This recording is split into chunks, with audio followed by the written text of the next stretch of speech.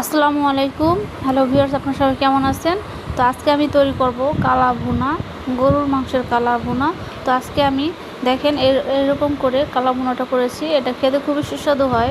তো কালা ভুনাটা যারা পছন্দ করেন তাদের কাছে তো খুবই সুস্বাদু একটা খাবার। তো তাহলে চলুন দেখে নিই কীভাবে কালা ভুনা তৈরি করতে হয়। তো কালা ভুনা তৈরি করার জন্য প্রথমে আমি এখানে মাংস নিয়ে নিয়েছি। আমি কোরবানির মাংসটা নিয়েছি। তো এখানে হাড় চর্বি সহকারে মাংসটা আছে। তো এখানে প্রায় সম্পূর্ণ মাংসটা হচ্ছে এখানে 2.5 কেজি মাংসর মতো। তো এখানে যেগুলো হাড় এবং চর্বি ছাড়া মাংসগুলো এক সাইড করেছি, সেটা দিয়ে আজকে কালো ভুনাটা তৈরি করবো। আর এখানে সবগুলো হাড় এবং চর্বি, এখানে চর্বির পরিমাণ কম, তবে হাড়গুলোই বেশি। হাড়গুলো নিব না ভাবছি। কালো ভুনার মধ্যে শুধু সলিড মাংসটা বেশি থাকলেই ভালো হয়, আর একটুখানি চর্বি থাকলে ভালো হয়। তো এই মাংসগুলো সবগুলোই ড্যামেজ, এগুলো চলবে না কালা ভুনার জন্য। তো আমি এগুলো আলাদা করে নিয়েছি। তো যেহেতু এখানে কালা ভুনা একটু বেশি মাংস দিয়ে তৈরি করতে হয়, তার জন্য আমি একটু বেশি আর একটু মাংস নিয়ে নিয়েছি এখান থেকে, যেটা দেওয়া যায়। হালকা হাড় থাকলে সমস্যা অতটা হবে না। তো এখন আমি এই যে ছোটো পাত্রে যে মাংসগুলো নিয়েছি এগুলো দিয়ে কালো ভুনা তৈরি করব। তো এখানে আমি নিয়েছি দেখেন, পেঁয়াজটা বাদামি করে ভেজে নিয়েছি। আর এখানে নিয়েছি কিউব করে কেটে পেঁয়াজটা কাঁচাটা নিয়েছি। তো এখানে নিয়েছি সস, নিয়েছি টমেটো সস। এই সসটা ইউজ করব। আর করব হচ্ছে আমি কালো ভুনার যে একটা মশলা পাওয়া যায়, সেই মশলাটা নিয়েছি। তো এখন আমি এই যে মশলার প্যাকেটের গায়ে যেরকম করে লেখা আছে ঠিক সেই রকমভাবেই আমি রান্নাটা তৈরি করব।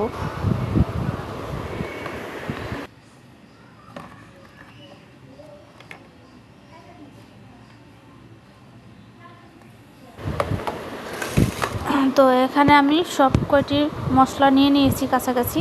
তো এখন আমি এই হাঁড়ির মধ্যে, যে হাঁড়িতে আমি কালো ভুনাটা তৈরি করব, সেই হাঁড়ির মধ্যে মাংসগুলো পানি ঝরিয়ে তারপরে দিয়ে দিলাম। এখানে 1.5 কেজির মতো মাংস হবে, হয়তো 1.5 কেজি বা 1 কেজির মতন এরকমই হবে, এর বেশি হবে না। তো এখানে মাংসটা নিয়ে নিলাম। তো কালো ভুনার মশলার গায়ে লেখা আছে যে 2 কেজি পরিমাণ মাংসের জন্য মশলাটা দেওয়া যায়। তো আমি এখানে হাফ মশলা নিব, মানে পুরোটা মশলা ইউজ করব না। এবং আমি বাড়তি কোনো আদা রসুন বাটা দিব না, যেহেতু একটা মশলাই কিনে এনেছি। তো তার জন্য মশলাটা দিব। আর এখানে শুধু আলাদা পেঁয়াজটা ভেজে নিয়েছি। তো পেঁয়াজ ভাজাটা, মানে পেঁয়াজ বেরেস্তাটা দিয়ে দিলাম। তো এখন পেঁয়াজ বেরেস্তা দেওয়ার পরে বাকি মশলাগুলো দিয়ে দিব।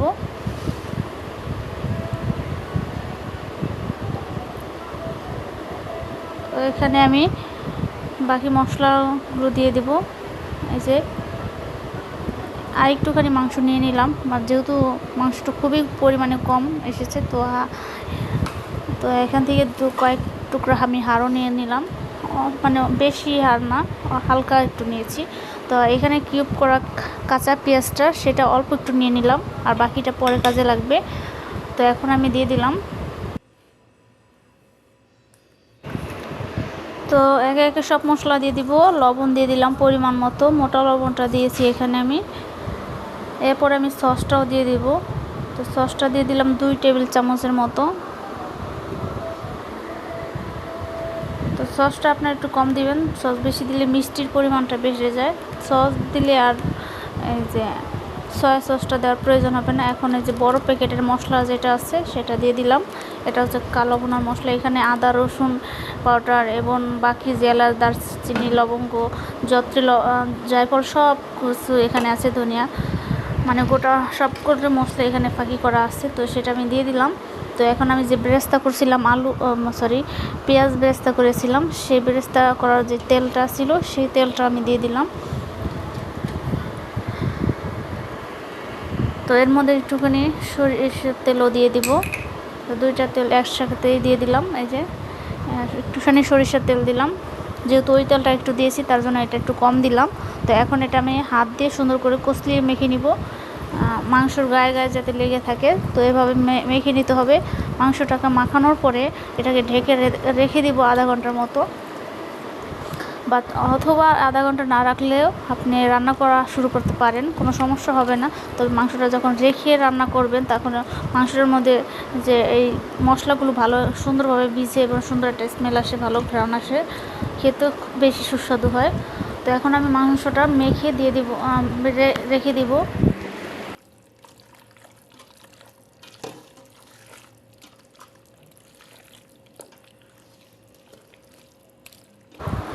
মাংসটা কিন্তু ভালো করে মাখিয়ে নিতে হবে। মাখানোটাই অনেকটা নির্ভর করে মাংসটা কীরকম স্বাদ আসবে। মাংসটা সুন্দর করে মাখানোর পরে এটাকে ঢেকে চাপা দিয়ে রেখে দিব আধা ঘন্টার জন্য। তারপরে এটা রান্নার কাজটা আমি শুরু করব। তো এই যে দেখেন মাংসটা রেখে দিয়েছিলাম, তো এখন এরকম হয়েছে মাংসটা। তো এখন আমি মাংসটা চুলায় দিয়ে দিব রান্না করতে। তো এখন আর রেখে দিব না। তো এখন আমি চুলাটা অন করে নিচ্ছি।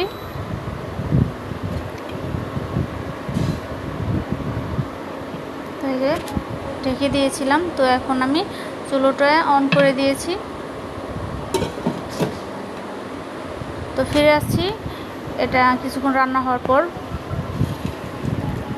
তো এখন চলে আসলাম, দেখেন মাংসটা গা থেকে পানি ছেড়ে দিয়েছে, আর আমি কিন্তু হালকা পানিও দিয়েছিলাম। এই যে দেখেন মাংসটার গা থেকে আরও কিছুটা পানি ছাড়ছে। তো এখন আমি নাড়াচাড়া দিয়ে নিচ্ছি। আর মাংসটা কিন্তু খুব সহজে সিদ্ধ হয়ে যায় না, মাংসটা অনেক সময় লাগে সিদ্ধ হতে, তার জন্য পানিটা দেওয়াটা খুবই গুরুত্বপূর্ণ।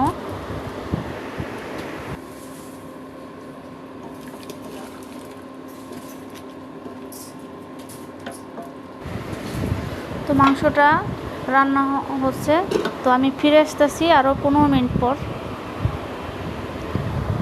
15 মিনিট পর ফিরে আসলাম। এখন আমি মাংসটা নাড়াচাড়া দিয়ে দিব যাতে নিচে লেগে না যায়।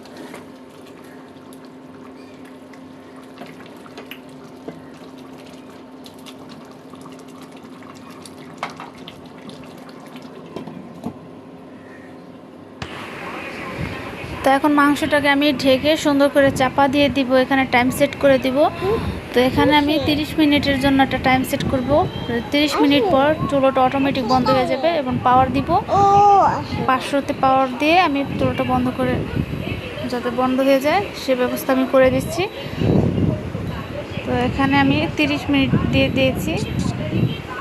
তো 30 মিনিট পর আমি যদি নাও আসতে পারি চুলো অটোমেটিক বন্ধ হয়ে যাবে।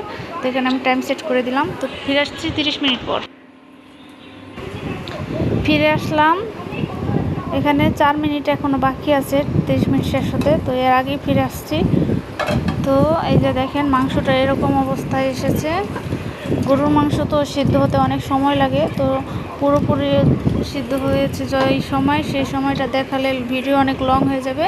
তার জন্য আমি ভিডিওটা পুরোপুরি দেখাবো না, স্কিপ করে করে তারপরে দেখাবো। তো এখনও মাংসটা সিদ্ধ হয় নাই, তো মাংসটা আরও সিদ্ধ হবে, তার জন্য আরও রান্না করে নেব। তো এখন এই মাংসটা যেহেতু সিদ্ধ হয় নাই, তো এটাকে মিডিয়াম আছে ঢেকে 20 মিনিট, আমি 20 মিনিটের একটা টাইম সেট করব এখানে।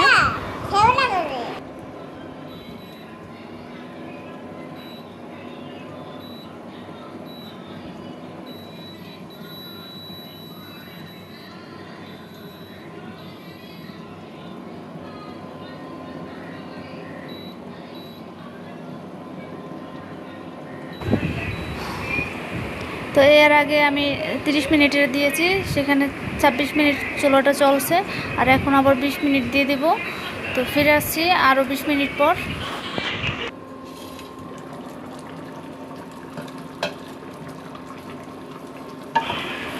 দেখেন মাংসটা এখনও সিদ্ধ হয় নাই। তো মাংসটা রান্না করতেছি মানে গরুর গোশত এত শক্ত। তো এখন আমি আরও রান্না করব, রান্না করার পরে ফিরে আসছি, এটা পুরোপুরি সিদ্ধ হওয়ার পর ফিরে আসছি। তো ভিডিও আপনারা দেখতে থাকেন, তাহলে বুঝতে পারবেন ভিডিওটি। তো ফিরে আসলাম প্রায় মাংসটা 1-1.5 ঘন্টা রান্না করার পরে। তো এখন মাংসটা মোটামুটি সিদ্ধ হয়েছে, মোটামুটি কি ভালোই সিদ্ধ হয়েছে এখন। তো এখন ওই যে মাংসটা দেখছেন উপরে তেল ভেসে এসেছে, তো এখন এই তেলটাকে আরও মানে তেলের মধ্যে যে পানি দেখা যাচ্ছে মানে ঝোলটা দেখা যাচ্ছে, এই ঝোলটাকে আরও শুকাতে হবে। আরেকটু যখন শুকাবে তখন আমি সেই আস্ত করা গোটা করে কেটে রাখা পেঁয়াজ এবং জিরা পাখিটা, প্যাকেটের জিরা পাখিটা ওটা দিব। তো এখন আমি একটু একটু মিডিয়াম আছে একটু বাড়িয়ে এটাকে একটু জাল করে নিচ্ছি। তারপরে এটা ঢাকনা দিব না, তখন আর শুধু পানিটা ঝোলটা শুকাবো।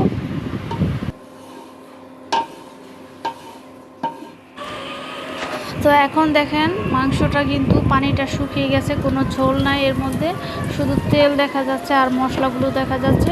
তো এই পর্যায়ে আমি সেই গোটা করে কেটে রাখা পেঁয়াজগুলো সেটা দিয়ে দিব। ওই পেঁয়াজটা কিন্তু হালকা সিদ্ধ হলেই হবে, তো ওটা একদম নরম হয়ে গলে যাবে সেরকম প্রয়োজন নাই দেখি আমি এখন দিব, এই পর্যায়ে দেব। তো এই পেঁয়াজটা দিলাম আর এই যেটার মধ্যে জিরা আছে সেই জিরাটা দিয়ে দিলাম, অল্প একটুখানি জিরাই আছে। তো সেটা ঢালতে যে পুরোটাই পড়ে গেল, অল্প সামান্য, বেশি না। তো দিয়ে দিলাম সেই জিরাটা। এখন আমি এই জিরা এবং পেঁয়াজটা এই মাংসটার সাথে আরও 10-15 মিনিটের মতো রান্না করব।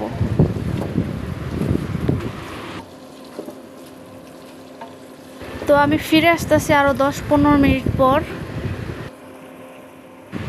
তো অবশেষে আমার কালা ভুনা পুরাপুরি তৈরি হয়ে গেল। তো আপনাদের যদি ভিডিওটি ভালো লাগে তো অবশ্যই আমার চ্যানেলটিকে সাবস্ক্রাইব করবেন।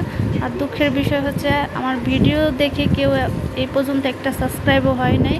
এর আগে যে শর্ট ভিডিও দিয়েছিলাম সেই থেকে সাবস্ক্রাইব এসেছে। তো আশা করি আপনাদের জন্য কষ্ট করে একটা লাইক তো অবশ্যই পাই। আসসালামু আলাইকুম।